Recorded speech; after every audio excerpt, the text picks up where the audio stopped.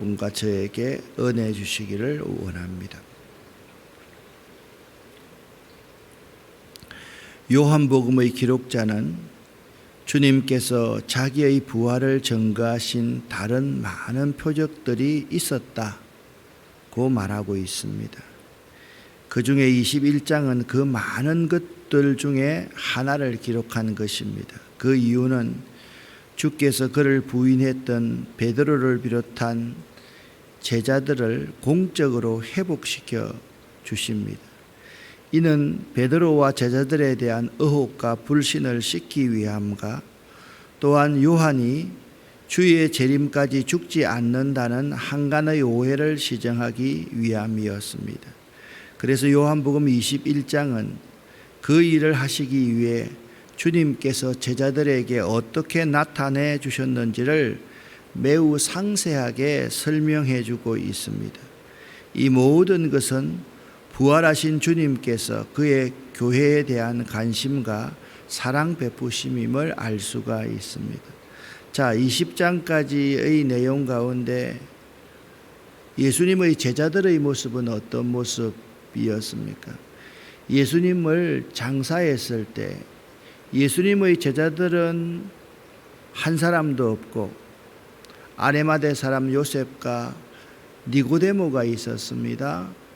그리고 부활을 했을 때 빈 무덤을 찾아갔던 존재도 예수님의 11명의 핵심 제자가 아니었습니다.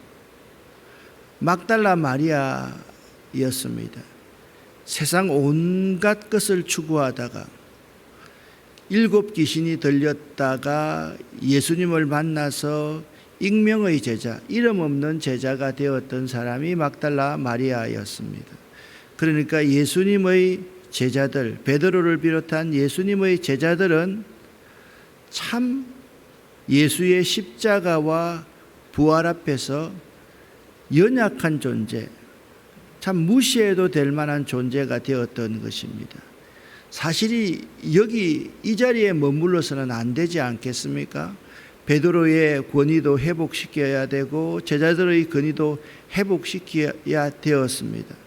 그래서 예수님께서는 제자들을 찾아오셔서 많은 부활, 예수께서 행하신 일이 이 위에도 많이 있으나, 자, 요한복음 20장 30절 31절 말씀입니다.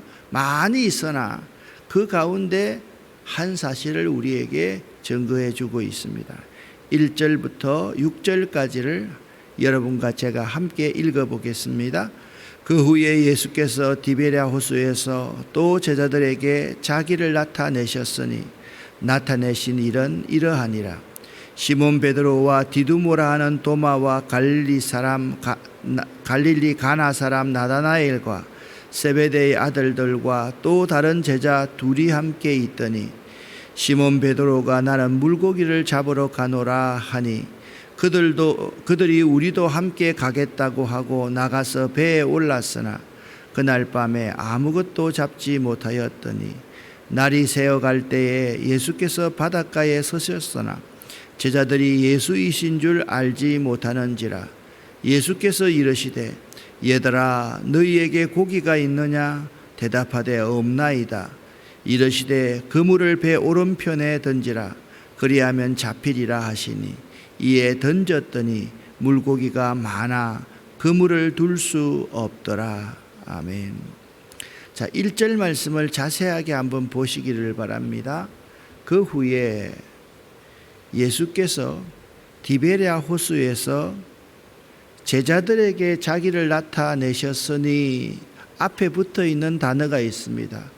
또 제자들에게 자기를 나타내셨으니, 그러니까 이전에 예수님께서 십자가에 죽으시고 난 후에 부활하셔서 제자들에게 나타난 적이 있었다, 재차 나타나셨다라고 하면서 예수님의 부활을 또 한 번 확실히 증거해 주고 있습니다. 그런데 이 제자들은 왜 이 호숫가에 와 있는지, 제자들은요 예루살렘에서 부활하신 예수님을 만났고요 예수님이 지시하신 대로 갈릴리로 가거라. 갈릴리에서 나를 기다리라. 갈릴리에서 기다리고 있었지만 그때까지도 자신들을 제자로 선택하신 예수님의 뜻을 깨닫지 못하고 있었고 그들은 사명을 감당할 준비가 아직까지는 안 되어 있었던 것입니다. 지금 제자들은요, 부활하신 예수님을 만나기 위해서 갈릴리에 와 있습니다. 그렇다면 예수께서 그러셨듯이 그들은 뭘 하고 있어야만 했겠습니까? 앞으로의 사명을 위해 합심해서 기도로 준비하고 있어야만 했습니다.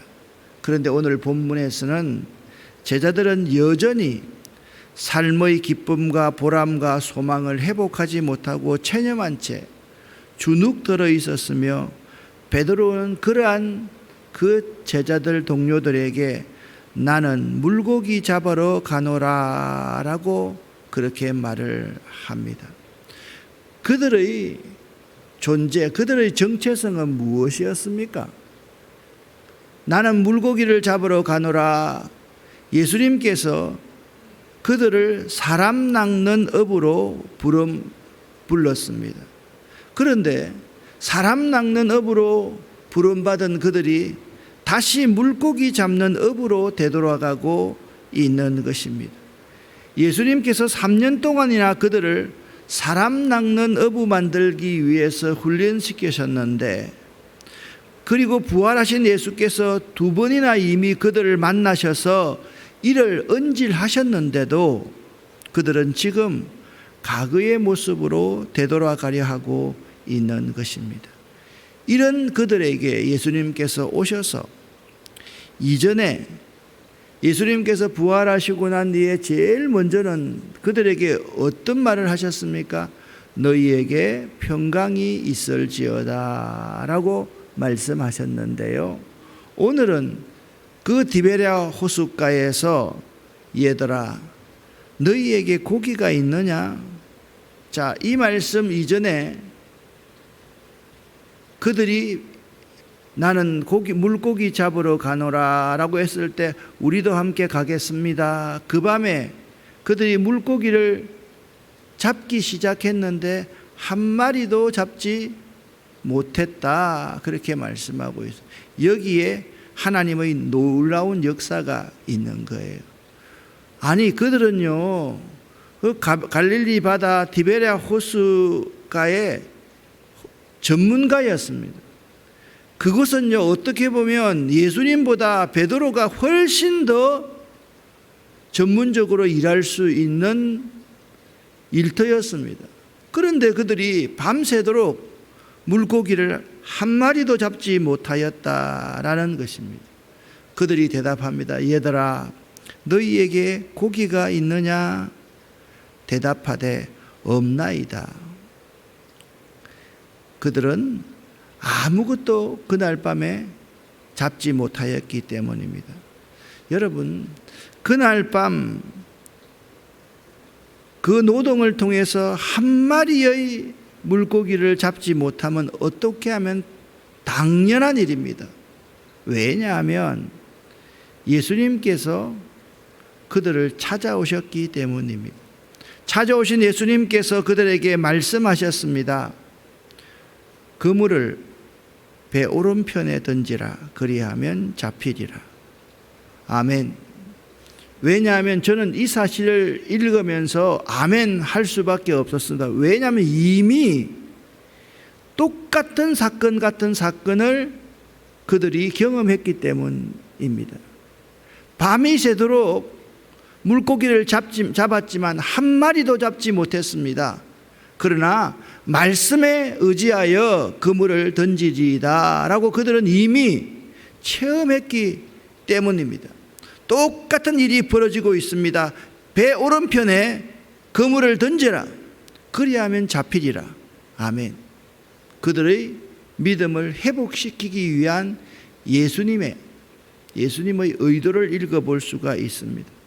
이에 순종하여 던졌더니 물고기가 많아 그물을 들 수 없더라 라고 말씀하고 있습니다. 그러니까 자기 마음대로 살려던 그들이, 이전의 모습으로 살려던 그들이, 사람 낚는 업으로 부름받은 그들이, 물고기 잡는 업으로 다시 돌아가고 있는 그들이 예수님의 말씀에 순종하니까 역사가 일어난 것입니다. 그들은 즉시 그분이 부활하신 주님이신 줄 알았습니다. 사랑하는 여러분, 나 자신의 의지대로 살면 문제가 해결될 것 같은데 문제가 해결되지 않습니다.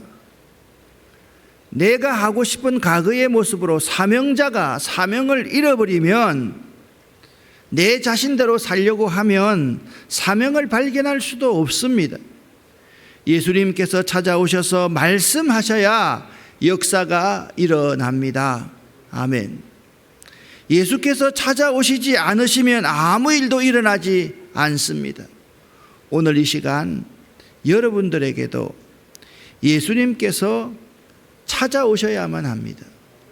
여러분에게 예수님께서 찾아오셔야지 내 의지를 내려놓을 수 있습니다. 내 뜻을 꺾을 수가 있습니다. 여러분에게 예수님께서 찾아오셔야지, 얘들아 나는 물고기 잡으러 가노라, 우리도 함께 가겠습니다 라고 동업할 때 하나님께서 허락하시는 복을 받을 수 있습니다. 그리고 여러분이 있잖아요, 찾아오시는 예수님을 만나야지 인격적으로 그분이, 그러니까 단순하게 예수님 부활하셨으니까 나도 부활합니다, 이게 아닙니다. 예수님을 인격적으로 만나야지 부활의 증인이 될 수가 있는 것입니다. 찾아오신 예수님을 만나야지 사명을 발견할 수가 있는 것입니다. 그래서 기독교는 릴리전, 종교가 아니라는 겁니다. 기독교를 그래서 하나님의 굿뉴스, 복음이라고 이야기하는 이유가 바로 여기에 있습니다. 세상 모든 종교는요, 우리가 어떤 문제가 있을 때 그 문제를 해결하기 위해서 신에게로 내 문제를 들고 찾아가지만, 하나님은 그런 분이 아닙니다. 우리가 찾아갈 수가 없습니다. 찾아가야 될 이유를 이 인간들은 죄인이기 때문에 찾지를 못합니다. 그렇기 때문에 하나님께서 하늘 영광을 버리고 오셔서 그들을 만나 주셔야만 그들 스스로가 자기의 의지를 내려놓을 수 있고 복을 받을 수 있고 인격적으로 예수를 만날 수 있고 사명을 발견할 수 있는 것입니다. 할렐루야. 이것이 중요합니다. 여러분 찾아오시는 예수님을 만나실 수 있어야만 됩니다. 어떻게 보면 이 새벽 시간은요, 우리를 찾아오시는, 나를 찾아오시는 예수를 만나는 시간입니다. 자꾸 기도하러 와서 내가 그분을 찾으려고 노력하면 찾겨지지 않습니다. 내 뜻을 자꾸 요구하면 그 뜻이 이루어지지 않습니다. 우리가 베드로와 그의 제자들처럼 지금 와 있는 이유가 무엇입니까? 갈릴리에 와 있는 이유가 무엇입니까? 여러분이 부름받아서 이 자리에 앉아 있는 이유가 무엇입니까? 찾아오시는 예수님을, 부활하신 예수님을 만나기 위해서 아닙니까? 그럼에도 불구하고 우리는 자꾸 여기 와서 내가 가장 잘하는 그 물고기 잡는 일을 하려고 하고 있다라는 것입니다. 그 갈릴리 바다에서 약속대로 예수님을 제자들이 만납니다. 7절부터 13절까지의 말씀을 함께 읽어보겠습니다. 예수께서 사랑하시는 그 제자가 베드로에게 이르되 주님이시라 하니 시몬 베드로가 벗고 있다가 주님이라 하는 말을 듣고 겉옷을 두른 후에 바다로 뛰어내리더라. 다른 제자들은 육지에서 거리가 불과 한 50칸쯤 되므로 작은 배를 타고 물고기 든 그물을 끌고 와서 육지에 올라보니 숯불이 있는데 그 위에 생선이 놓였고 떡도 있더라. 예수께서 이르시되 지금 잡은 생선을 좀 가져오라 하시니 시몬 베드로가 올라가서 그물을 육지에 끌어올리니 가득히 찬 큰 물고기가 153마리라. 이같이 많으나 그물이 찢어지지 아니하였더라. 예수께서 이르시되 와서 조반을 먹으라 하시니 제자들이 주님이신 줄 아는 고로 당신이 누구냐 감히 묻는 자가 없더라. 예수께서 가셔서 떡을 가져다 그들에게 주시고 생선도 그와 같이 하시니라. 아멘. 지금 그들은 물고기를 잡으러 갈릴리 바다 위에 떠 있고요. 그런데 예수님께서 그물을 오른편에 내려 던져 보아라. 이에 던졌더니 엄청난 물고기가 잡혔다는 사실을 알고 있는 것입니다. 그 제자가 예수께서 사랑하시던 그 제자 누굽니까? 요한입니다. 베드로에게 말합니다. 주님이시다. 베드로는 본능적으로 깨닫게 되었습니다. 왜냐하면 누가복음 5장에 방금 잠시 후에 말씀드리겠지만 베드로는 이 똑같은 사건을 경험했었거든요. 베드로가 윗옷을 벗고 있다가 주님이시라 하시는 말을 듣고 겉옷을 두른 후에 바다로 뛰어내려서 예수님을 향합니다. 다른 제자들은요, 육지에서 거리가 불과 한 50칸쯤 되므로 그들은 잡았던 물고기를 끌고 지금 예수님을 만나러 갑니다. 그런데 9절 말씀을 보니까 참 재미있는 말씀이 있습니다. 그 배는요, 예수님 찾아오셔서 예수님의 말씀을 듣기 전에는요, 한 마리의 물고기를 잡지 못했습니다. 그런데 9절에 보니까 육지에 올라보니 숯불이 있는데 그 위에 이미 예수님은요, 생선을 가지고 요리해서 떡도 준비해서 앉아 있더라라는 사실입니다. 예수님께서 말씀하십니다. 지금 잡은 생선을 좀 가져오너라 라고 명령하십니다. 시몬 베드로가 그 물고기를 육지에 끌어올리니 153마리가 잡혔습니다. 그렇게 말씀하고 있습니다. 제자들에게 나타나신 주님을 맨 먼저 알아차린 사람은 요한이었습니다. 예수께서 사랑하시는 제자 요한이었습니다. 자기 어머니를 부탁했던 요한이었습니다. 그러나 바닷물에 빠지면서도 맨 먼저 달려간 사람은 베드로였습니다. 그리고 다른 제자들은 작은 배를 내리고 그 잡았던 물고기를 끌고 왔습니다. 여기 세 부류의 사람이 있습니다. 주님이시다 알아차린 사람은 요한이고, 바로 본능적으로 바닷물에 뛰어내려서 주님께로 달려가서 제일 먼저 주님을 만난 사람은 베드로이고, 그리고 다른 제자들은 주님께서 허락하신 그 축복을 주님에게로 이끌고 오는 제자들이었다라는 사실입니다. 요한은 이렇게 말합니다. 여러분, 요한복음이 누구를 위한 복음이라 그랬습니까? 교회 공동체를 위한 복음이었다. 독자가.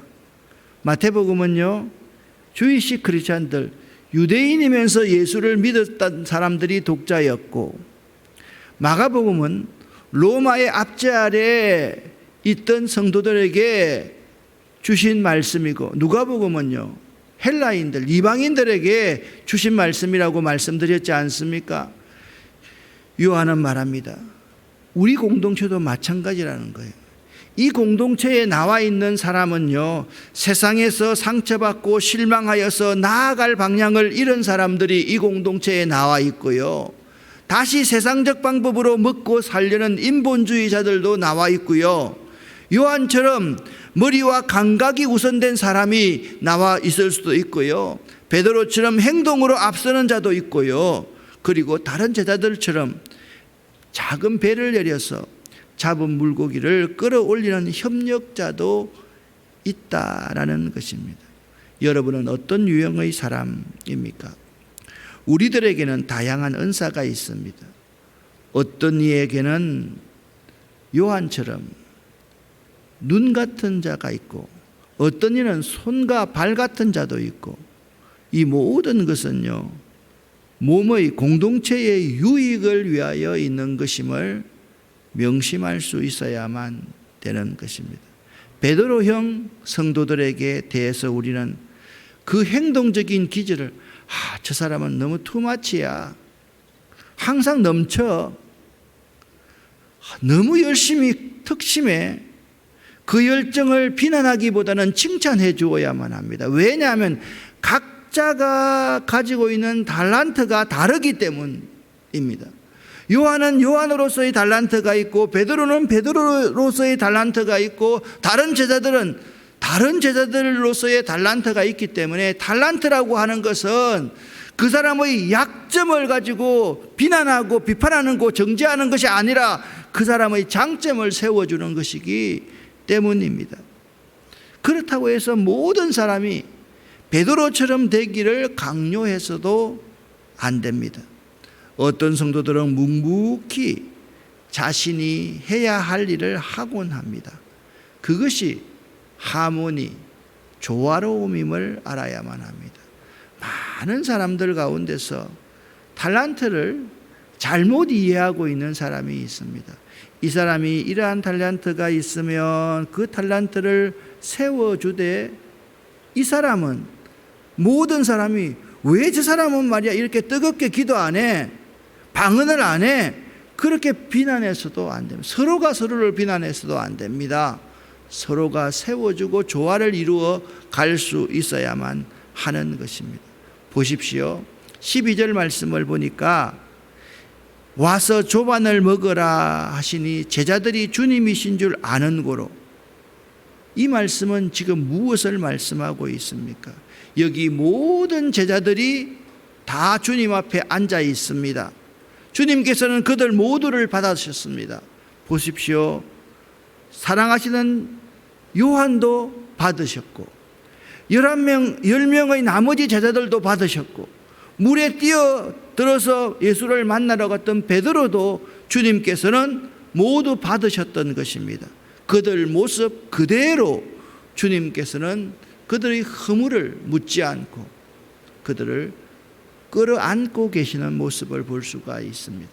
여러분, 똑같은 말씀이 누가복음 5장 4절부터 11절까지의 말씀을 한번 읽어보겠습니다. 말씀을 마치시고 시몬에게 이르시되 깊은 데로 가서 그물을 내려 고기를 잡으라. 시몬이 대답하여 이르되 선생님, 우리들이 밤이 새도록 수고하였으되 잡은 것이 없지만은 말씀에 의지하여 내가 그물을 내리리이다 하고, 그렇게 하니 고기를 잡은 것이 심히 많아 그물이 찢어지는지라. 이에 다른 배에 있는 동무들에게 손짓하여 와서 도와달라 하니 그들이 와서 2배의 채움에 잠기게 되었더라.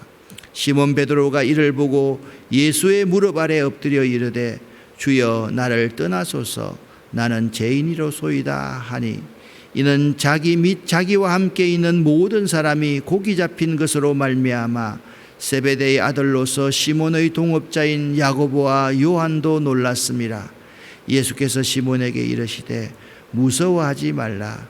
이제후로는 네가 사람을 취하리라 하시니, 그들이 배들을 육지에 대고 모든 것을 버려두고 예수를 따르니라. 아멘. 8절 말씀을 보십시오.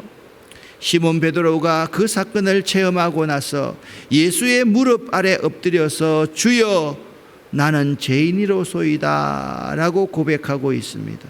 10절 말씀을 보니까 이제후로는 네가 사람을 취하리라, 사람 낚는 어부가 되리라 라고 말씀하고 있습니다. 11절 말씀을 보니까 그들이 모든 것을 버려두고 예수를 따르니라. 자, 지금 누가복음 5장의 말씀이 요한복음 21장에서 그대로 대비되어서 일어나고 있습니다. 그것을 체험한 베드로를 비롯한 나머지 제자들이 어떤 마음의 자세였겠습니까? 저자 요한은 제자들이 예수님을 처음 만났던 사건을 기억하게 함으로써 그들이 다시 사명을 회복하게 되었음을 묘사하고 있는 것입니다. 저자 요한은 제자들이 예수님을 처음 만났던 사건을 기억하게 함으로써 사명을 다시 회복토록 하고 있는 것입니다. 보십시오.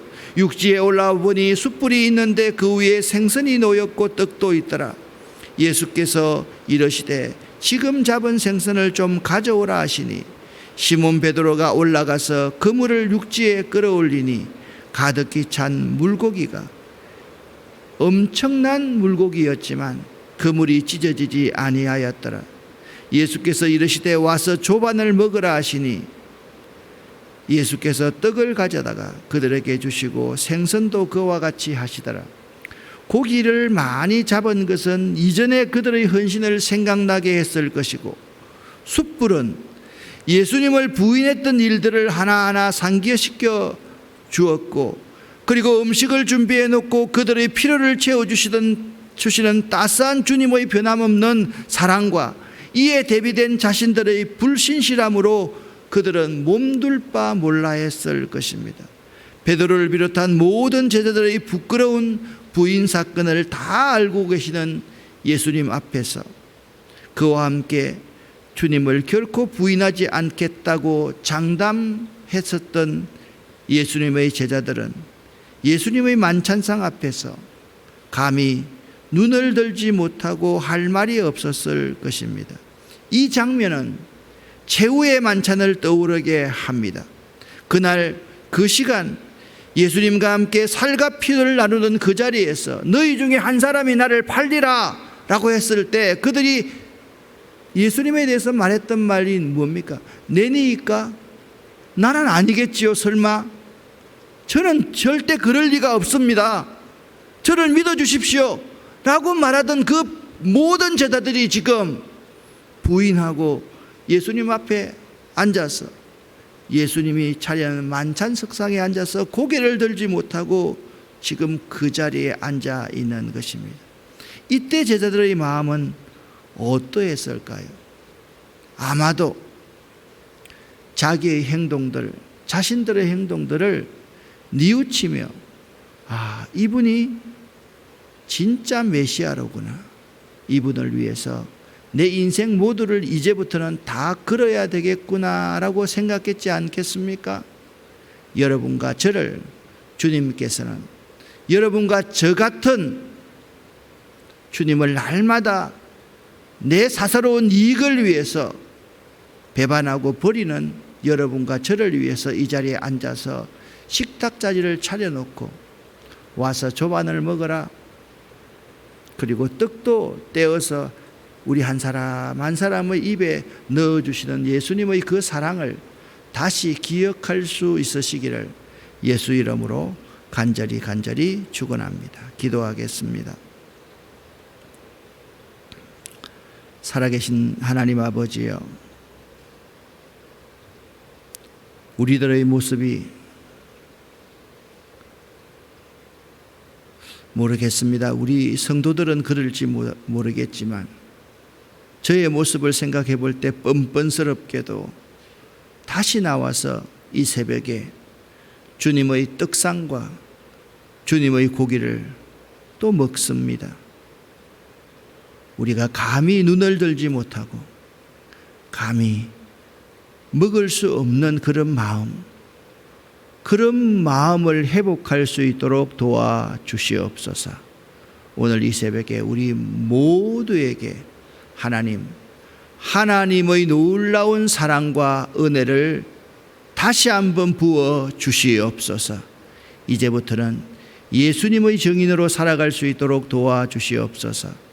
예수 그리스도 이름으로 축복하옵고 간절히 기도 올립니다. 아멘.